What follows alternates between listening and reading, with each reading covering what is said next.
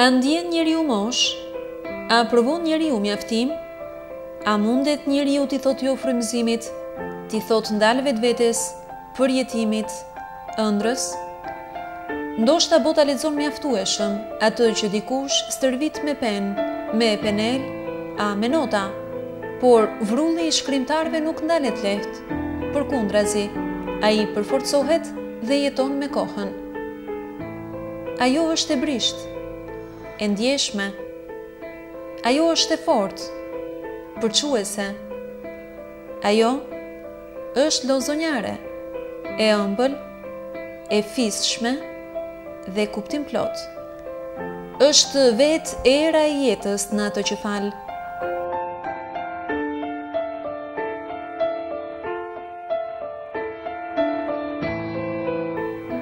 Është Erieta Kici, autoria që vijon pare e shtur të hedhmi fletet e bardha të krijimtarisë së saj, tingujt më të bukur të poezisë, prozës dhe romanit. Me dashurim për çdo gjë që e rrethon, ajo vjen emocionalisht për të mos u ndar kurrë dhe asnjëherë nga bota e dashamirësve që e rrethon, duke ju falur pasurinë e saj të shpirtit. Unë kam lindur poezi, jam varg i jetës, udhëtoj mes gërmave, drejt ëndrës dhe të vërtetës. Kështu shkruan në votimin e saj më të ri, autoria, shkrimtarja, tashmë poete, Erieta Kici, qytetarja nga Kavaja, e cila tashmë ka ardhur edhe në vend lindje për të promovuar pikërisht votimin e saj. Me Erietën do të zhvillojmë një intervistë për të marrë prej saj edhe emocionet e para që lindin me këtë botim të ri. Është ky pra, unë kam lindur poezi, botimi i Erietës. Atëherë Erieta, si lindi dëshira për të botuar këtë vepër tashmë me poezi? Libri përmban rreth 60 thënie dhe poezi të shkruar ndër vite, me këto u mor babai im, i cili i zgjodhi, i seleksionoi, pastaj i përmlodhi në këtë libër të shtëpisë botuese e Mal. Këto poezi janë edhe pjesë e jetës time, pasi përmbajnë brenda tyre dhe krijime për xhaxhain tim, për gjyshen time, për Kavajën, për Shqipërinë. Thëniet janë ato që njeriu mendon gjatë gjithë kohës, gjatë jetës, edhe i shkruan edhe sikur për të thënë diçka, po faktikisht janë shprehje, janë thënie, janë që të godasin, të bëjnë të mendosh, dhe prandaj janë zgjedhur, seleksionuar në këtë libër. Sigurisht janë edhe mesazh përcjellse, duke qenë se përafrohen me tematika të ndryshme për jetën tërësi, për shoqërinë, për dashurinë, për natyrën, për njeriu dhe për gjithçka. Erietën tashmë e shohim si poete, thyhet linja e romanit nga romanciere, kalojmë në një shkrimtare dhe poete. Emocioni që merr Erieta teksa përpiqet të jetë rregullatore e rimës dhe respektuese e parimeve të një zhanri tjetër tashmë. Unë pata vendosur të botoja një roman, por për të thyer atë që unë nuk shkruaj vetëm romane, por unë e kam filluar me poezi, krijimtarinë time, atëherë vendosa që të botoj përpara romanit Një jetë në kërkim, thëniet dhe poezit që kam shkruar ndër vite. Ishte kjo me një fjalë për të treguar që dhe unë kam filluar të shkruaj me poezi. Nuk u afrova lexuesit me një roman, por dhe me poezi. Erieta, tematika që përzidhet në poezit që ti shkruan është e larmishme, është e ndryshme, duke filluar me njeriun, me jetën, me vendlindjen, me origjinën tënde, me Shqipërinë, por edhe me natyrën dhe gjithçka që lidhet me ndjenjen, emocionin dhe dashurinë. Vjen një tjetër frymëzim i Erietës. Si e gjen ti këtë frymëzim? Tek mua lind çdo gjë natyrshëm. Është diçka që edhe nuk shpjegohet.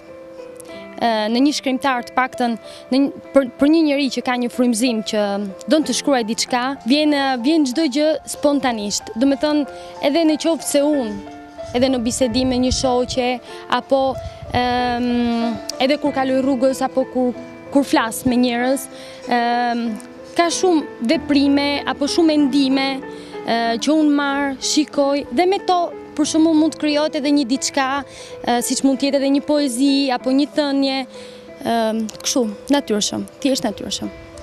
Kemi mësuar se tetori njihet edhe si muaji i letërsisë, një zhanër ky i cili tërheq mjaft lexues dhe normalisht ardhja jote në pikërisht në këtë muaj i përkon botimit me poezi, por edhe një impakti tjetër, të cilin unë kam kënaqësinë ta ndajmë edhe me teleshikuesit tanë, i cili ka qenë? Ka qenë prezantimi im si shkrimtare në shkollën Rilindja në Kavaj. Unë i rikthejmë shkollës Rilindja pas 5 vjetësh, pasi në shkollën Rilindja unë kam bërë promovimin e romanit tim të parë për një fjalë më shumë. Dhe ishte një kënaqësi e dyfisht me një fjalë që ta ndaja këtë promovim libri me nxënësit e kësaj shkolle, të cilët ishin mjaft të përgatitur, një kuadër shumë i lartë dhe pyetjet dhe si këto nxënës me fjalë studionin, të pyesnin, si e konceptonin jetën, ishte me të vërtet një diçka shumë e bukur, një impakt shumë që më ka sjellë shumë emocion. Të dëgjoja poezitë e mia nga këto nxënës që recitonin poezinë e Kavajës, apo poezinë e Shqipërisë, apo poezinë për nënën, të dëgjoja për shembull edhe pyetjet që ato të drejtonin, për shembull edhe në bazë të romaneve, duke lënë më njanë poezinë, ishte diçka me të vërtet mallëngjyese, me të vërtet një kuadër i lartë dhe këto nxënës meritojnë vërtet që të përmenden edhe tek unë tani. Për të hedhur një këndvështrim tek ato që ti shkruan, pikërisht tek këto poezitë përmbledhura në këtë libër, unë kam lindur poezi, dhe që normalisht është një ndjesi ky titull. Çfarë mund të shkëpusim për ta sjellë për publikun? Pse jo, për të marrë edhe ai emocionet që shkruan Erieta në librin e saj. Unë do doja shumë që të sillim disa vargje nga poezia jote për vendlindjen, pse jo? Po. Poezia e Kavajës, për mendimin tim, është, me që unë jam vendlindje, unë jam nga Kavaja, është një nga poezitë, them, më të bukura që unë kam shkruar.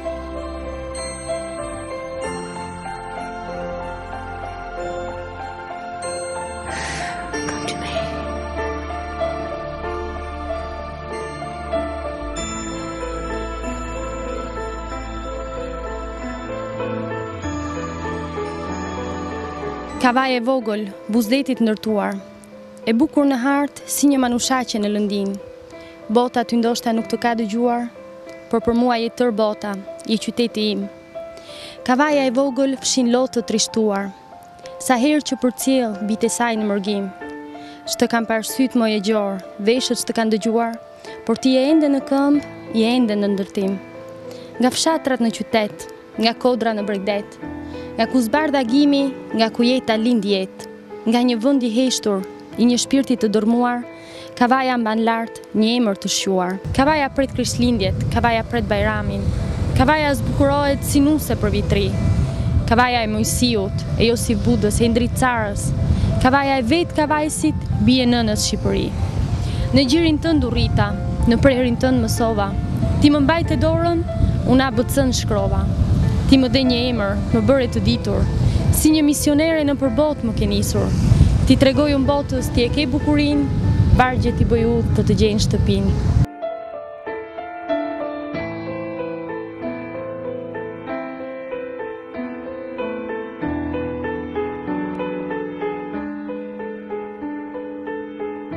Erieta, ti je një shkrimtare e cila ke një frymëzim të konsiderueshëm, le të themi, në romanet roz, por edhe në ato të verdhë. Ku do të fokusohet tashmë krijimtaria jote në perspektivë? Nuk mund të them se do të shkruaj roz, të verdhë, apo se mund të jenë prozë, poezi, apo thënie, këtë nuk mund ta di. Kjo është vetë frymëzimi i një autori. Do të thonë që një autor merr frymëzim nga gjithçka. Dhe romani që unë po shkruaj pas romanit të Xhaxhait tim Një jetë në kërkim, është një roman i verdhë, i cili ambientohet dhe do të publikohet në gjuhën italiane, ambientohet në Itali, Vjenë dhe Gjermani. Në këtë roman të verdhë thatë që do të botohet në gjuhën italiane si fillim për të hedhur në tregun e vitrinës së librit atje dhe pse jo më pas për të ardhur edhe në Shqipëri apo jo? Po, patjetër. Ky roman do të vijë edhe në Shqipëri, por unë i detyrohem shoqërisë time një roman në gjuhën italiane, pasi unë kam 12 vjet që jetoj në një tokë të huaj, nga ku kam fituar respektin, por dhe më respektojnë, dhe të paktën që ato të lexojnë diçka nga të shkruaj unë, është me të vërtetë kënaqësi. Erita, unë falenderoj shumë që ishim sërish së bashku për publikun dhe teleshikuesit në një intervistë të dytë me një botim i cili ka ardhur ufeshëm, shumë i mirë pritur dhe që na fali dhe neve ngrohtësinë dhe kënaqësinë ta kishim duke ndarë me ty emocione që të kanë lidhur në lidhje me këtë botim. Faleminderit Milena, faleminderit dy ATV-s.